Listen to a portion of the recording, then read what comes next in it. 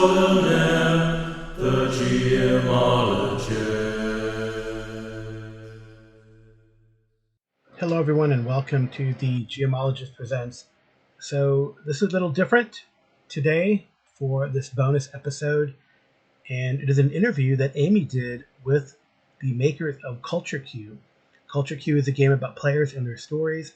It's created for a way for players to connect and share their experiences and talk about storytelling between different generations. It is game focused, but maybe not role playing game focused, but it's kind of fun. It's going to be a game coming to Kickstarter, and Amy wanted to interview them since we met them at a con recently. All right, take it away, Amy.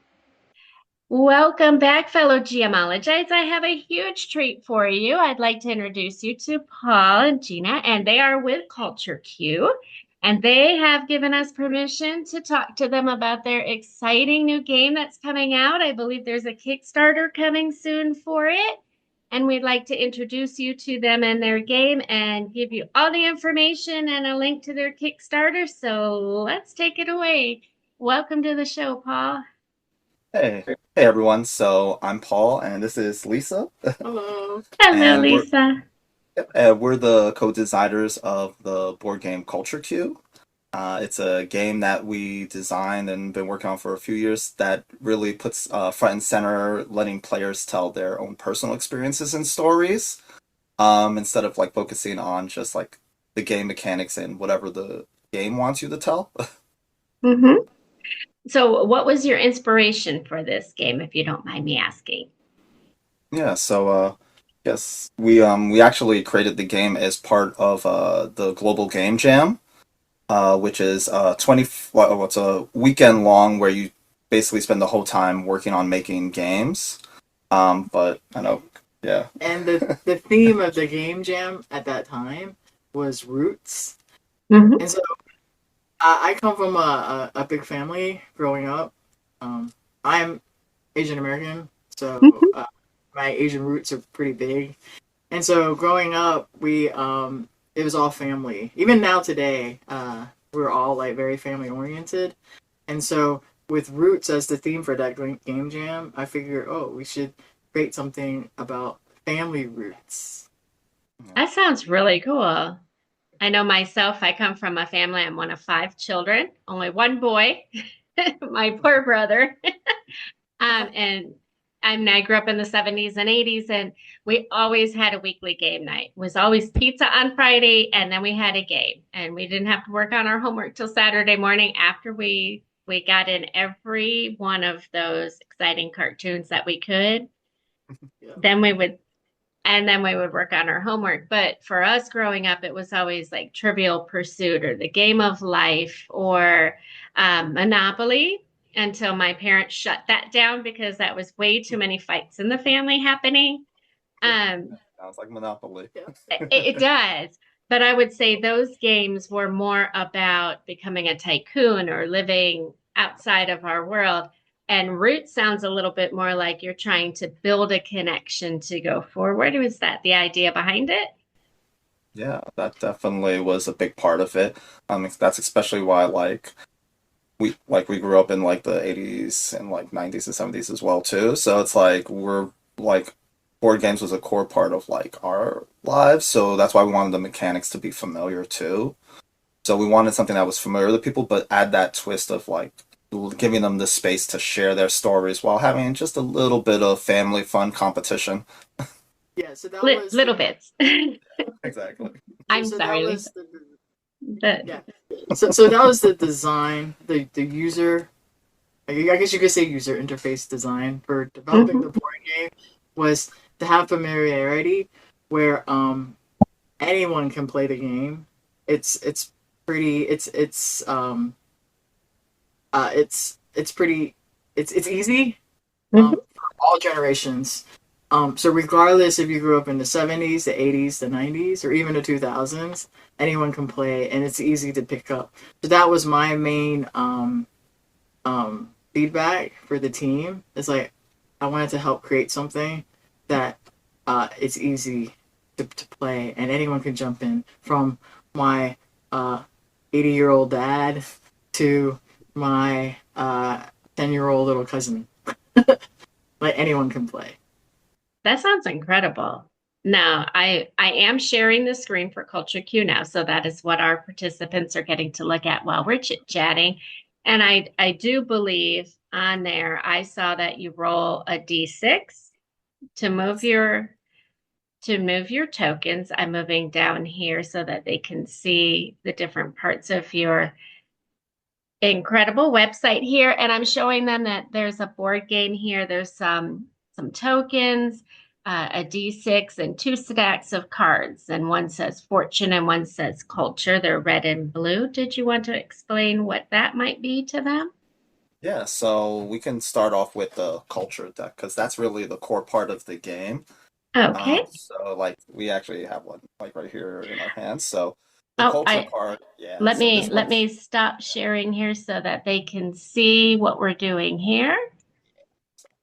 And that way, all righty, there we go. So they perfectly should be grouped. seeing that too. Yeah. So like this is an example of one of the culture cards. So when you actually land on those culture circles, you'll draw a card from the culture deck. And basically they have different experiences you can share with other players based on different like prompts. So this one's cooking and this one's like share a recipe. So like a player may want to share like a secret recipe from grandma that they've been holding for a while that like, well, it's fine to share now. Grandma's not going to be mad about it.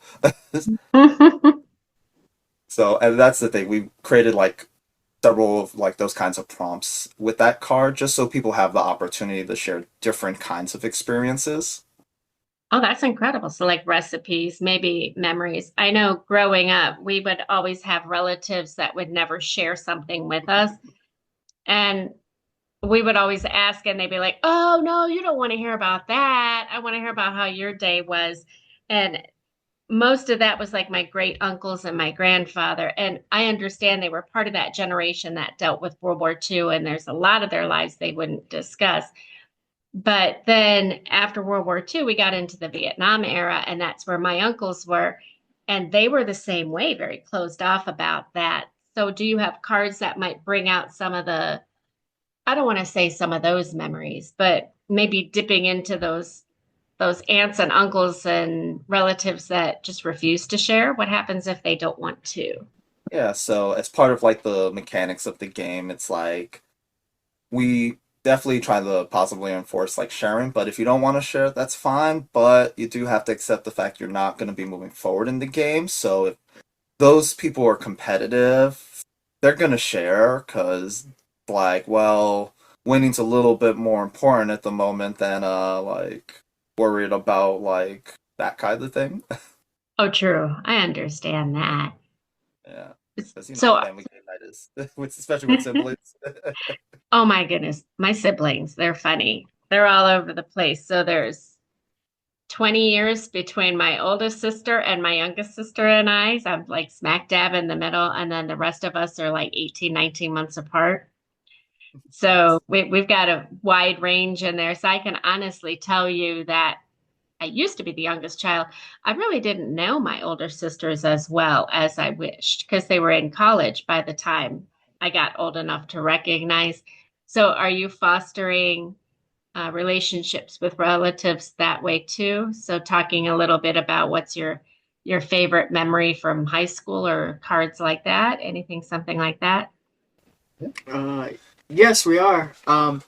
In the culture deck, well, actually on the board, Mm-hmm. the experience circles. So because we actually just moved the like prompts for the experience circles onto a card, so it's more accessible and easier for Oh, everyone to see. oh, that's Yes. great. Food, travel, language, fashion, school, and books. We would never get off of books if you let us pick Yeah. that. So But when you as land on an experience circle, and then you would pick up the experience card, you roll the die, and whatever number is Mhm. on the die, Mhm. and that number is what you would share. So on an experience card, for instance, if you rolled a d4, you would share Mhm. something about fashion. And like if you rolled a d5, you share something about school. So those who have experience with school, whether it be elementary, junior high, or high school, you could or even college, you could share an experience about that too. That's pretty exciting. Do you have plans as to where else you would use it? Because I know for me, when I was looking at the game, I was thinking that would be a really great skill builder for like teams at work or, management getting to know their, I don't want to say they're underlings. You can tell I play too many RPGs when I start calling them underlings. They're My employees. henchmen. But they might. You never know. They could sit down and do that. It's like, oh yeah, it does great along with like the mafia crowd. They love. Yes. Yes, absolutely. They have their own special set. No, but I mean, did you envision that as well when you were building the game? Were other uses outside of just the family? Um, in the beginning, Mm-hmm. we didn't. It's mainly for friends and family, Mhm. or even parties as Mm-hmm. like an icebreaker for parties.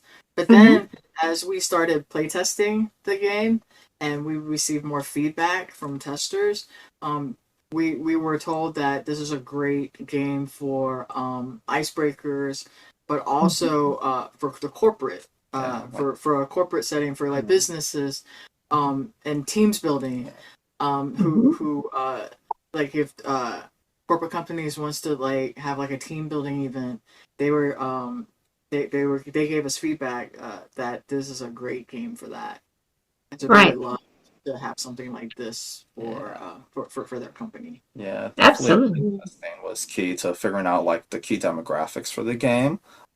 Definitely like family get-togethers, like big ones like Thanksgiving and Christmas. It definitely shines well.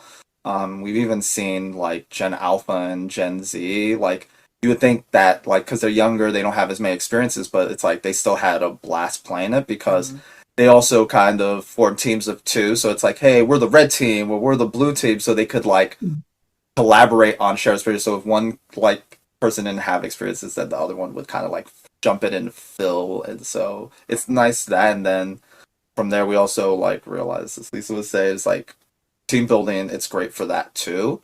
And we've had other people suggest like other places like speed dating and stuff like that. So Mm-hmm. that's like one of those areas where like still in the process of figure out like how to get that to work. But yeah, Mm-hmm.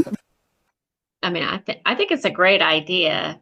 I know at our family, there's it's as if you remember going back to school, you'd have those school dances and you'd have like three people on the dance and everybody else is on the outside of the circle. And we'll go to family events and it's like that. There'll be like three of them are in the living room watching the football game.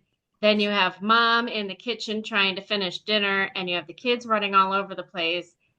So, are you envisioning that would be the time where you set those people down that have nothing else to do and they play a game and try and include the rest of them afterwards? yeah, because Absolutely. you could always trick like the guys who are watching football too. Anyway, you put it in front of them, they'll play it if it's in front of them. Well, But truth be yeah, it's told, like I'd be the one watching the football game, and Carl would probably be the one playing the game. Yeah, same here. I always watch a football game. Watching the football game. Especially And if my alma mater is playing, I'll definitely be watching the football And game. and I will define that as I don't care if it's American football or soccer or rugby. If it's Exactly. on, I'm going to be watching it because I made all those appetizers to go with it. And yeah, there's just something about that. Plus, I have to have those experiences later after dinner when the game's over and we're playing your game to share those. exactly. It'll be fun. And I know you said that it's for ages 10 and up. Yeah. So mainly 10 because part of it is like the components that come with the game because tokens, dice, and like children, we wanted to make sure like we aged it appropriate on that side, and also partially because of like the experiences because under a certain age, like you don't get those like there may not be the kind of experiences. So like we didn't want anyone getting frustrated because like cool, I'm 10, I haven't been traveling around the world, or I don't speak different languages. Mhm. So I mean, then there's some 10-year-olds where it'll be like, I'm a savant. It's like you're the exception. We understand. Oh, absolutely. Now, I remember back to when we would have family game nights. My parents, so we would always be paying, and the big thing was Trivial Pursuit. The round one, you get all the little Yeah, and we always had that one relative that everybody wanted them on the team because they just seemed to know everything for the yellow peas. Yeah. Nice. I mean, I had some knowledge. I have like ridiculous, stupid knowledge no one should have, and I learned it simply for Trivial Pursuit. But my parents made a house rule that if nobody on your team really had an idea about that, then they would just have a bag with different Yeah. colored chips in it, and you could pull it out, and they would read that question. What happens in your rules if really truly no one has anything to share? I mean, I know you said they don't go forward, So they but will move backward, but we made the positive reinforcement like bigger than the like going back because we don't want people to get frustrated. But we also Mhm. created like a balancing system in the game, for so people don't feel like they're falling behind. And that's actually kind of where the fortune deck comes in. Okay. And with the fortune deck, if you land on a fortune circle, it's kind of like almost like the chance deck in Monopoly, where it moves you around the board in different unexpected ways. So, like if you're further back on the board, can choose which token you're moving each turn, but you may say, "Hey, this one's really far back. Let me try the fortune circle because there's a higher chance of like being able to jump around in more positive ways." Not guaranteed, but again, it's the whole idea of like fortune. So like we have like this one where we have a circle that is labeled like high school. So basically you can like if you go on the fortune circle and you draw this, you can move to the high school circle, which could be before like in front of you or behind you. So that's where the fortune kind of plays in where you don't know if you're moving back or forward till you draw. Oh, that's Is it cool. good And fortune or bad fortune? it's like those seeing balls and most of the science fiction where Exactly. might see something that comes to pass, but it might not. Um, so Exactly. you mentioned you could pick your token. Does each player play multiple tokens or just one token? Yeah, so we made it so depending on how long people want to play the game for, they can use one, two, or three tokens. And the goal is to get all those tokens that you're playing with into the final circle we call generational enlightenment. Mm-hmm. So each turn you can choose which one you move after you roll. Um, It's and very yeah, it's very similar to Sorry. yeah, Mm-hmm. The mechanics of Sorry, where you can move all your tokens around the board, but as long as the winner, as long as you get all your tokens in Sorry, I think all until you get all your tokens to home, then Mm-hmm. you win. Very similar to that mechanic, that mechanic, and that the first person to get all of their tokens into generational enlightenment, which is the home or finish, Mm-hmm. um, then they would win. yeah, Well, that's great. yeah. And We found are you? that help frame things Yeah. for players. So this way it's not like some games which can go forever, like Monopoly.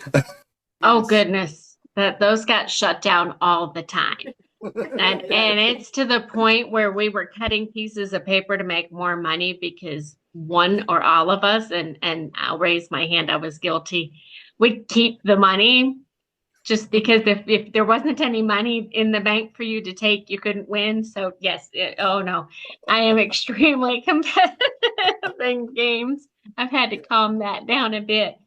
But are you thinking ahead of time you're going to have expansion decks that they could add to it, or are you thinking that there might be other like more of a pocket size game that could go traveling where they could play it in the car if anyone even travels by car anymore?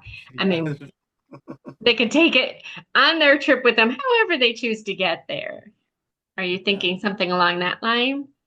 Yeah, so I think one of the things we were strongly considering, especially with a Kickstarter, is stretch goals and expansions is pretty high on the list for us.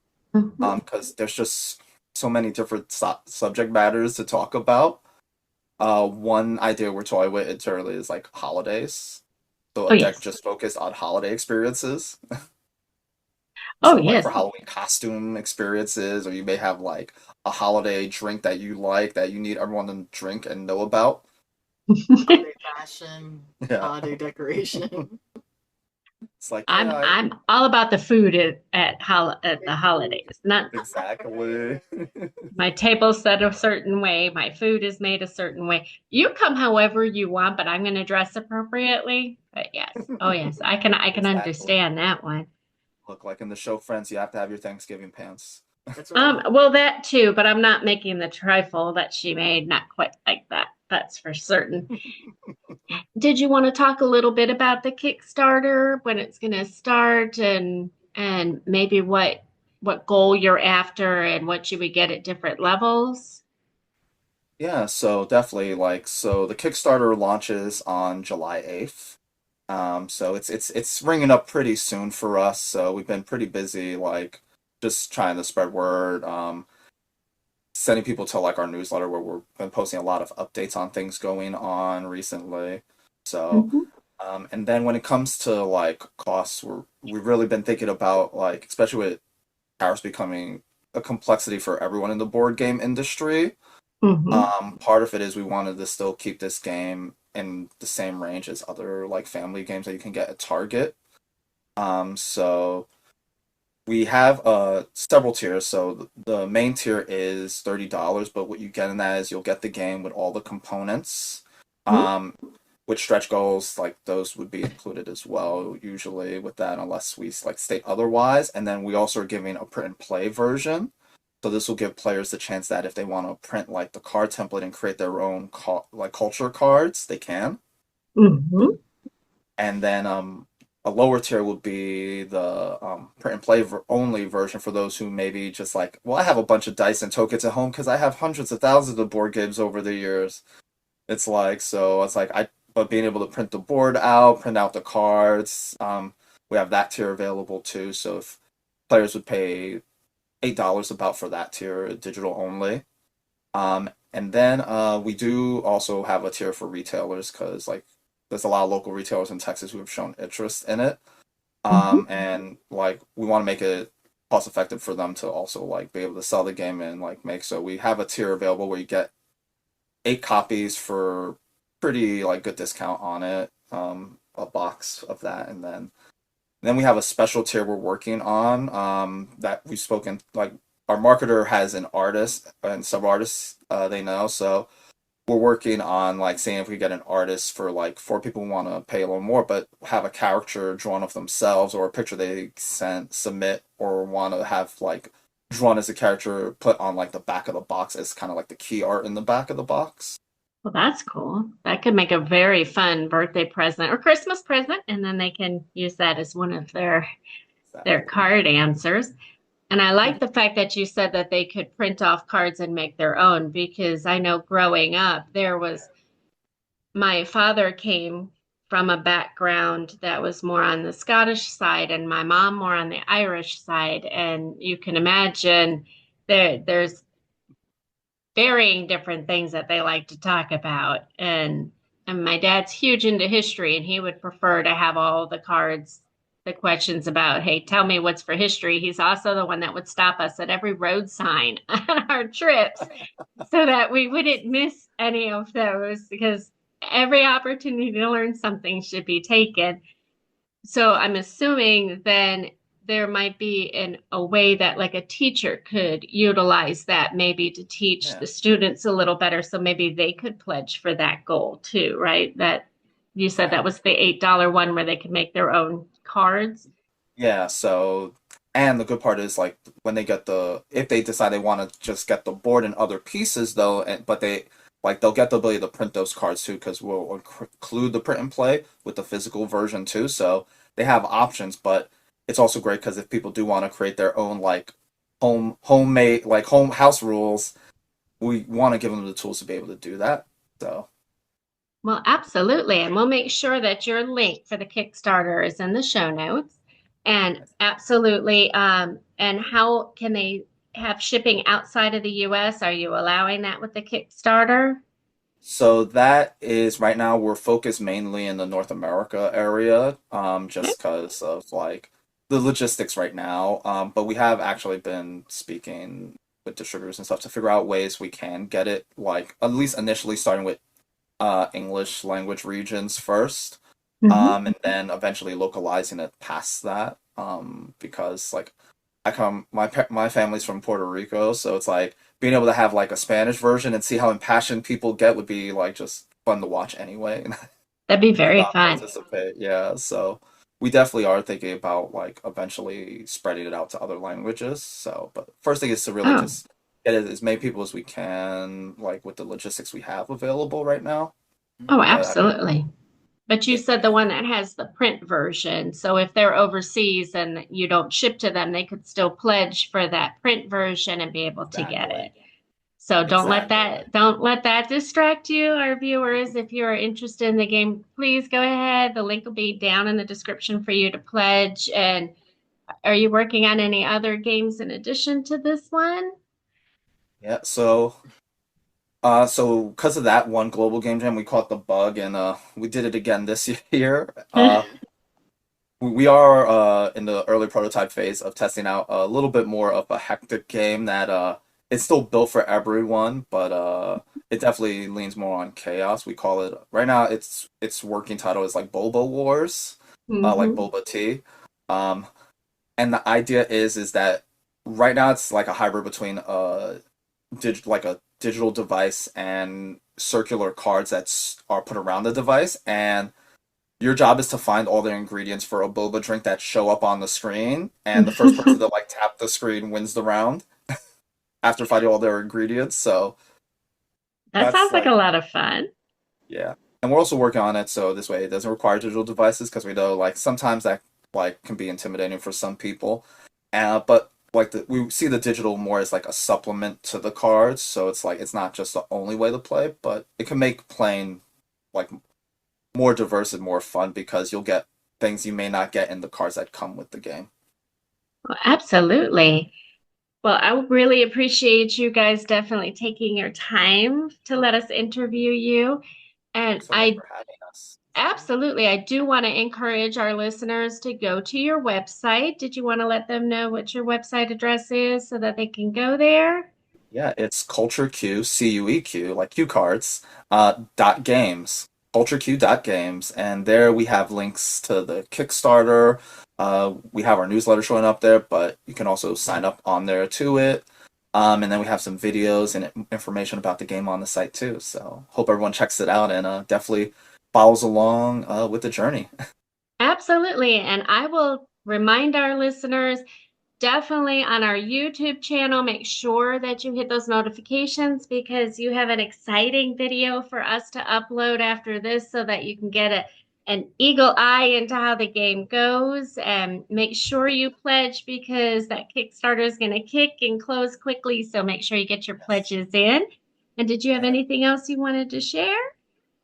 And well, I guess we could announce it here. For those who like sign up for the Kickstarter in the first like 72 hours or basically 3 to 4 days, Mhm. we're gonna offer like a lower price of $25 for the physical game. So that's also gives a little more incentive to like get in sooner than later. That's very exciting. Make sure you go, guys. Because is it going to be a coupon code that they need to put in, or is it going to automatically do that? It'll just be automatic those first like 4 days, 4 or 5 days, something First in that four or range. 5 days. Yeah, All exactly. right, guys. Well, thank you so much. I appreciate it. I really look forward to seeing your game premiere on our YouTube channel. You guys will get to play with you at our event coming up. It's the second weekend in October at the Henry B. Convention Center. We are going to be in Hall 3 and 4 this year. So when you get to the event, don't forget to make sure you run over to that table and get started because I have a feeling you might spend quite a bit of time there talking about your experiences from that game event too. And Exactly. And think, maybe we'll have some con exclusive cards or something. Who knows? oh, uh-oh, we might have to hold you to that one.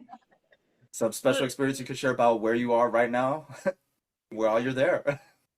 Absolutely. I know my biggest event this week was we washed the dog, and that was quite an event unto itself Oh because yeah.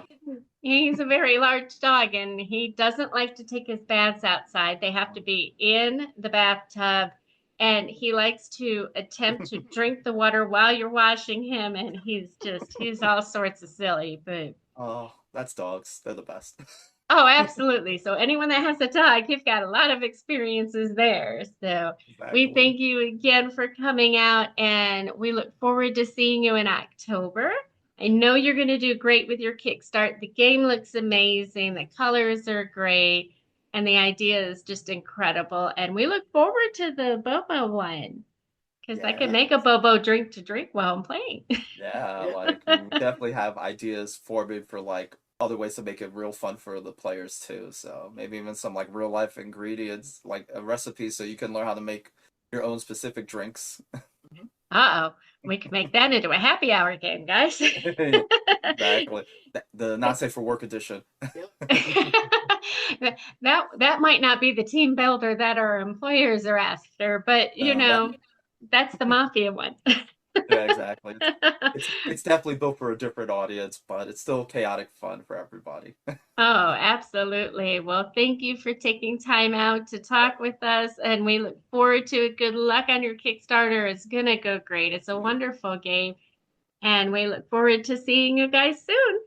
And Yeah, for definitely. our viewers and listeners, we thank you for joining us. Don't forget to check out that description down below and hit that like, subscribe, and notification bell so you don't miss out when that video comes out. And good night and good rolling, guys.